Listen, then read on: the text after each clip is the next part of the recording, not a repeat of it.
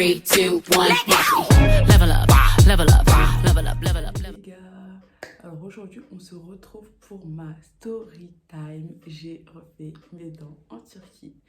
Donc oui, j'ai refait mes dents en Turquie. Je vais tout vous expliquer, tout vous dire. La vérité, rien que la vérité. Donc pour commencer, il faut savoir que j'ai voulu refaire mes dents parce que j'étais atteinte d'une maladie dentaire qui s'appelle le MIH. Donc étant enfant, on n'a pas pu m'expliquer ce que j'avais. La plupart des dentistes me disaient que c'était un excès de fluor. Donc j'ai appris très récemment du coup, donc quand j'ai refait mes dents, que c'était le MIH. Donc ça se traduit par on va y arriver. On recommence. Donc MIH, ça se traduit par l'hypominéralisation des molaires et des incisives. Donc c'est une maladie en fait qui fragilise les mailles dentaires et donc qui donne, si on ne fait pas attention aux dents, une apparence pardon, jaunâtre. Étant enfant, voilà, j'aimais beaucoup tout ce qui était sucreries, bonbons, soda, tout ça. Donc ce qui a fait que j'étais à un niveau assez élevé.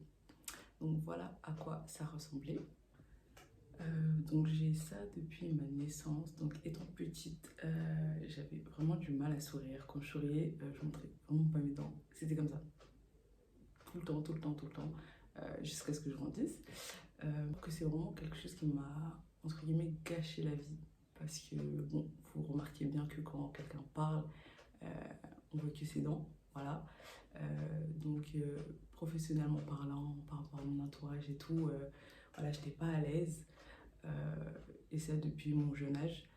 Du coup, voilà, quand j'ai été financièrement stable et à un âge où voilà, je pouvais prendre mes décisions moi-même, j'ai décidé de reprendre mes démarches dentaires. Donc j'ai repris en janvier 2020. Malheureusement, après il y a eu le Covid qui a tout stoppé. Et j'ai repris en septembre où je devais du coup porter un appareil dentaire. Donc j'ai commencé mes démarches avec l'orthodontiste et tout. Et en fait, pour 2 ans et demi, je devais payer 6 250 €. Et en parlant avec mon entourage, je me suis dit, hey, je travaille, mais quand même, c'est un coût. Sachant que j'ai des projets à côté, c'était énorme. Donc, plus je parlais avec mon entourage et plus il me disait, mais tu sais, en Turquie, en plus, ils font ça propre et tout. Franchement, regarde, renseigne-toi et tout, c'est trop bien.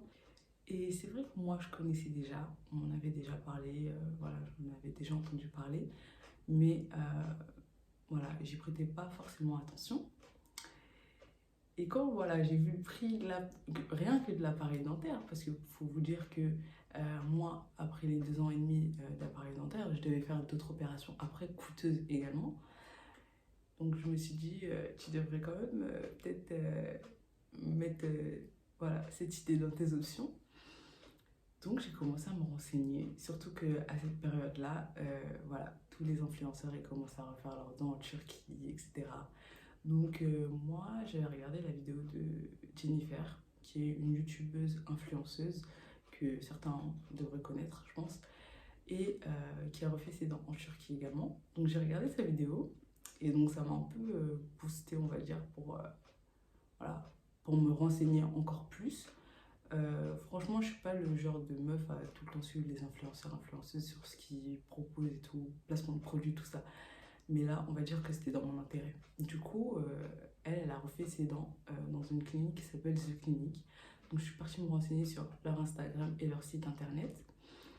Et franchement, le résultat des dents que je voyais, enfin des exemples, ils étaient franchement pas mal. Du coup, je me suis renseignée sur leur site internet. Enfin, je regardais tout, pratiquement tout le temps. Je me suis abonnée. Et je me disais de plus en plus, ouais, en fait, ça m'intéresse. Du coup, fin novembre, je les ai contactés via Instagram. Donc, je vais vous mettre leur Instagram. Et je leur ai envoyé un petit message, du coup, parce qu'on les contacte via Instagram, pour voir quelles étaient les démarches à suivre si je voulais refaire mes dents. Et directement sur WhatsApp, il y a une personne donc, qui m'a recontacté, donc, qui s'appelle Jérémy, qui est un coordinateur français. Alors, il m'a demandé 2 choses directement. C'était ce que je souhaitais faire et de lui envoyer des photos de mes dents. Donc moi, directement, je lui ai dit que je voulais faire des facettes. Alors, il faut savoir que moi, je m'étais mal renseignée parce qu'il y a une grande différence entre faire des facettes et faire des couronnes. Donc moi, ce que j'ai fait, c'est des couronnes. Euh, alors, en fait, les facettes, c'est ce que voilà, tout le monde dit et tout. Quand tu vas refaire tes dents, tout le monde dit tu vas faire des facettes, mais en fait, non, pas du tout. Il y a une grosse différence. Donc, des facettes, comme j'aime bien expliquer aux gens, euh, c'est comme un masque. En fait, bah, ça cache la face de votre dent. Alors qu'une couronne, ça vient envelopper toutes vos dents. C'est comme un déguisement. Et la chose qui les différencie, c'est que quand vous faites des couronnes, vous allez limer vos dents. Et quand vous faites des facettes, pas du tout. Donc quand je lui ai dit oui, moi je fais des facettes, voilà, je lui ai montré mes dents, etc. Il l'a montré au dentiste du coup de là-bas, parce qu'il faut savoir qu'eux ils sont en Turquie directement.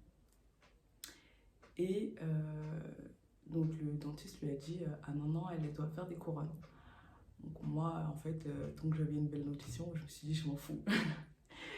Donc je lui ai dit pas de soucis, etc. Voilà, à partir de maintenant, je fais comment? Il m'a dit, bah, dès que tu bloques tes dates et que tu as pris ton billet, tu reviens vers moi et je bloque ton rendez-vous et c'est ok. Donc moi, je savais que ça dépassait pas les 4 000 €, donc j'avais prévu 4 000 €. Donc étant prête, etc., je lui ai dit, alors moi je suis partie de la semaine du 18, lundi 18 janvier au 24. Dans le devis, il est stipulé tout ce dont vous avez droit et l'opération. Donc moi, c'était 18 couronnes, 7 nuits à l'hôtel, plus le transport compris. Transport, c'est-à-dire ils viennent vous récupérer à l'aéroport pour vous déposer à l'hôtel et de l'hôtel à la clinique, de la clinique à l'hôtel. Donc moi, de base, j'étais censée partir avec une amie, malheureusement qui n'a pas pu venir. Du coup, je lui avais demandé des petits renseignements. Oui, est-ce que je peux venir accompagner? Est-ce que la personne payera? Et en fait, ce qui m'a tout de suite gênée dans la conversation, c'est que c'est toujours moi qui devais aller vers eux. Enfin, c'est toujours moi qui devais poser les questions. Je sais pas, quand vous avez un business et que vous devez l'expliquer, vous devez donner tout en détail pour que voilà, ça donne envie et que la personne elle vienne directement. Et là, non, c'était toujours moi qui étais obligée d'aller vers eux, aller vers eux. Et ça, j'ai trouvé ça pas très professionnel.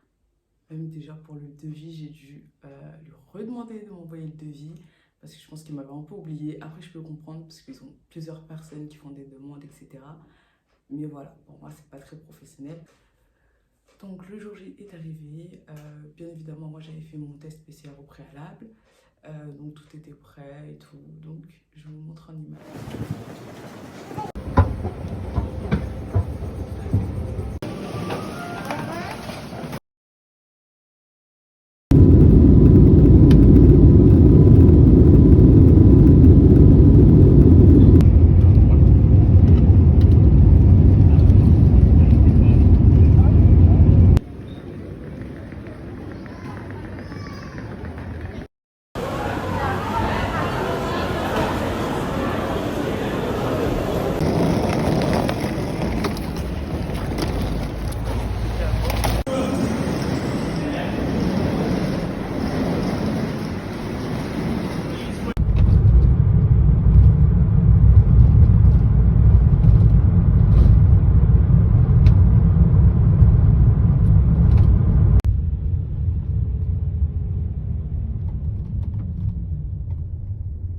Et en fait, moi j'ai fait une grosse gaffe quand je suis arrivée en Turquie. C'est que vous voyez, j'ai un iPhone. Et sur les iPhones, enfin comme tous les téléphones, je suppose, vous pouvez activer le fuseau horaire automatique ou le mettre vous-même par rapport à l'horloge. Et en fait, moi, je l'avais enlevé depuis un certain moment. Ce qui fait que quand je suis arrivée en Turquie, je n'avais pas l'heure de Turquie, mais l'heure de France. Donc pendant tout mon voyage, j'avais l'heure de France. Je suis vraiment une Google. Enfin bref. Donc, ce qui fait que pour moi, j'étais arrivée vers le coup de 18 h. Mais en fait, pas du tout. Parce qu'on a 2 heures de décalage. Quand il est 18 h en France, là-bas, il est 20 h. Donc, j'étais arrivée vers le coup de 20 h. Je me suis installée dans l'hôtel, etc.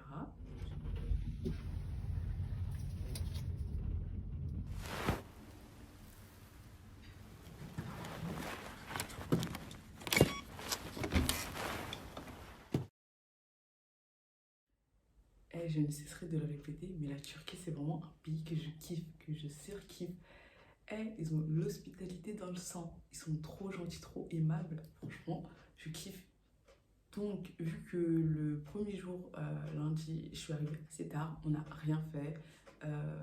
Donc, mon coordinateur, donc Jérémy, m'a juste demandé si j'étais bien installée et m'a dit que le lendemain, j'aurais mon premier rendez-vous.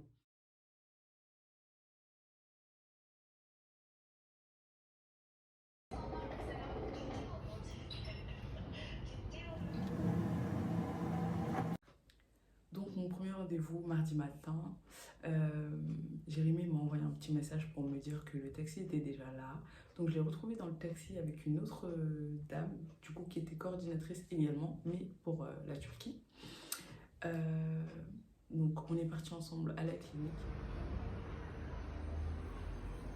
Et en fait, il était là le premier jour pour m'expliquer comment ça allait se dérouler, pour faire un peu le traducteur, vu que bon, là-bas, ils parlent anglais, mais à la clinique, ils parlaient plus turc, bon, entre eux. Et pour, bien évidemment, que je paye. Donc, il faut savoir qu'il faut payer en espèces. Et comme je vous avais dit, moi, j'avais prévu 4000 au cas où il y ait plus de choses à faire. Donc, arrivé à la clinique, on m'a fait des examens donc pour savoir s'il y avait d'autres problèmes, etc. Et donc, moi, mon opération au total, c'était 18 couronnes, 2 dents en porcelaine, parce que j'avais 2 dents arrachées et qui les ont remplacées par les porcelaines.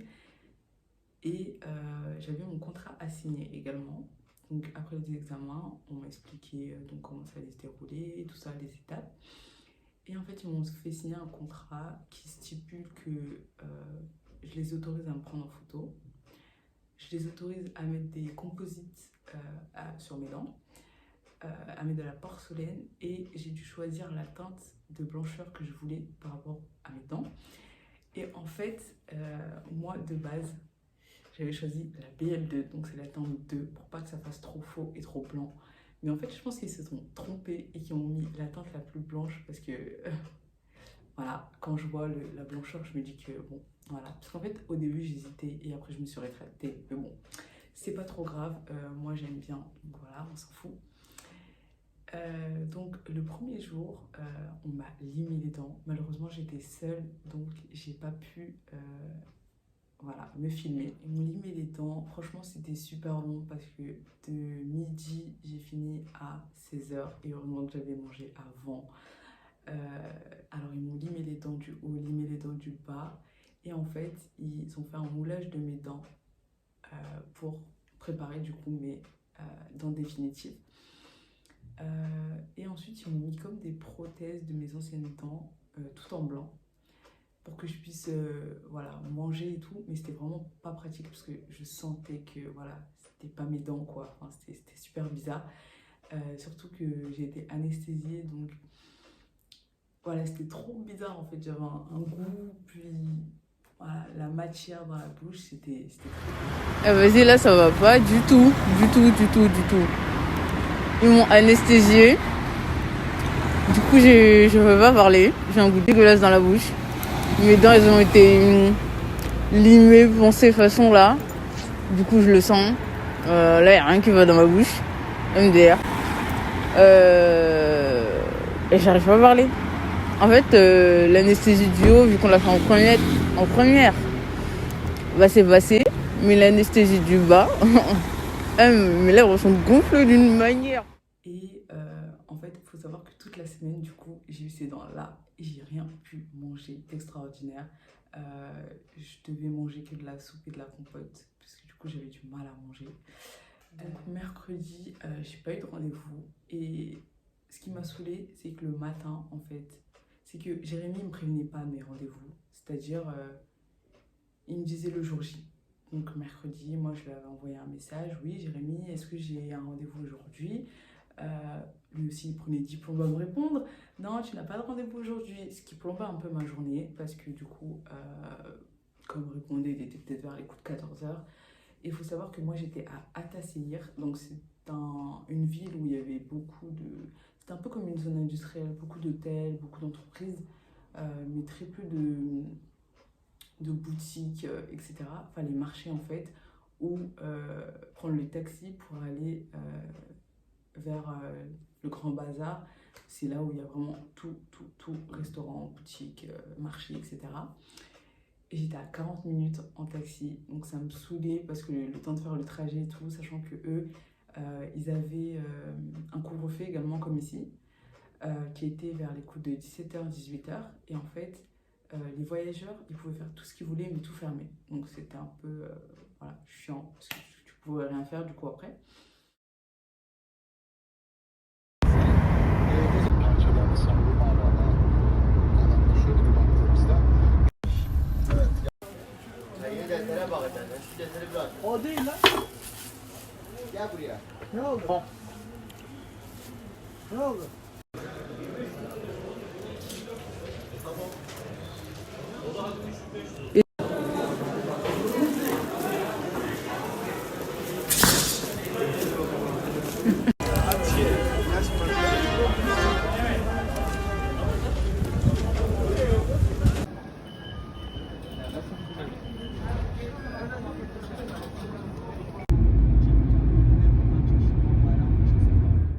Vendredi, j'ai eu mon deuxième rendez-vous. Donc là, c'était pour arracher mes deux dents. En fait, c'était des dents qui étaient mortes. Du coup, on me les a arrachées et c'était les dents que je devais remplacer par la porcelaine.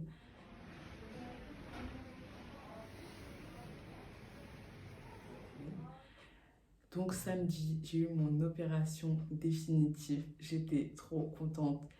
Et faut voir ma tête, franchement. C'est trop dommage que j'ai pas pu me filmer. Et vas-y, j'avais un peu la flemme de demander au dentiste, ouais, est-ce que vous pouvez me prendre en photo ou voilà. Mais je vais vous montrer, j'avais pris un snap juste après mon opération. J'étais fascinée. Moi-même, j'arrive pas à y croire en fait. Donc après mon opération et avant mon opération, j'ai oublié de le dire, ils m'ont pris en photo du coup pour faire un avant-après. Et ouais, franchement, comme vous pouvez le voir, le résultat est incroyable. Je suis super contente du résultat. Alors, avant même qu'ils finissent l'opération, en fait, ils les avaient mises sans les fixer pour me demander en fait si la forme et la couleur me plaisaient. Du coup, bah moi, ça m'allait totalement. Donc j'ai dit oui. Et après ça, donc ils les ont fixés. C'était super long. Il faut savoir qu'à toutes mes opérations, j'ai été anesthésiée quand même. Et en fait, là, à cette opération-là, ça m'a fait vraiment super mal. Donc moi, ça m'a fait super mal parce qu'en fait, ils ont mis un produit à l'intérieur des... Je vais appeler ça des prothèses, enfin, c'est des couronnes, pour que ça reste fixé du coup à mes dents. Et en fait, ça m'a fait super mal quand l'anesthésie est partie. J'ai pas pu manger de la journée. Heureusement que j'avais mangé un peu le matin, mais bon, c'était pas vraiment manger, c'était mon petit-déj. Mais comme voilà, le petit-déj turc, il est assez consistant, c'était pas mal. Sinon, j'aurais pas pu supporter. Hein. Franchement, j'aurais pas pu supporter. Ça m'a fait super mal toute la journée. J'ai fini en fin d'après-midi et quand je suis rentrée, j'avais un rendez-vous en fait le lundi pour qu'ils puissent limer, en fait bien tailler toutes les dents à la même longueur. Et c'était déjà assez bien, mais vous connaissez, bon, c'est leur travail, que ce soit parfait. Du coup, j'ai pas pu manger de la journée, j'avais super mal et ça a dû partir peut-être 3 jours après, quand même, je vous le dis. Et au niveau de la douleur, je mettrais 7 parce que je suis une personne, ça va, je supporte assez la douleur, mais là, les dents, c'était vraiment horrible. Et ouais, non, franchement, une super équipe. Ils vous mettent à l'aise et tout. Franchement, j'ai bien aimé. Et j'ai croisé plusieurs personnes françaises aussi lors de mon départ qui, du coup, venaient refaire leurs dents. C'était sympathique, j'ai parlé avec eux et tout. Enfin, voilà, quoi. Juste histoire de dire, voilà, j'ai croisé des Français. Je rentre à l'hôtel, je prépare mes affaires et tout. Et en fait, mon vol, il était à 15h le lundi. Sachant que à 10h, je crois, le taxi, il était déjà là. Je lui ai dit, mais mon vol, il est à 15h.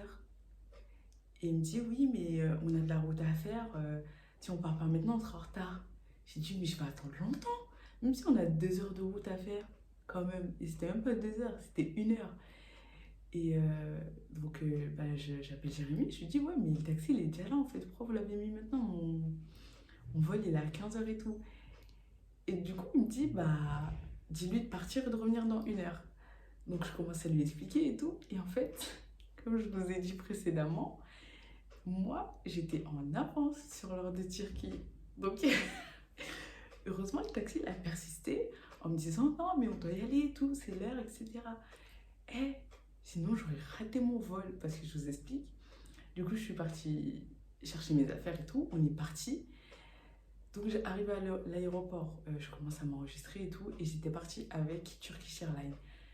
Donc, je m'enregistre avec Turkish Airlines et tout. Et là, au moment de chercher ma porte d'embarquement, je commence à regarder sur le tableau. Il y a marqué l'heure. C'est marqué 14h. Je crois que c'était 14h. C'était quelle heure déjà? 14h40 ou un délire comme ça. Et donc, je commence à demander à quelqu'un, en gros, l'heure. Et donc, je lui montre mon téléphone. Il me dit, ah non, ça, c'est l'heure d'ici. Donc, 14h, c'était bien l'heure. Et moi, j'étais à midi.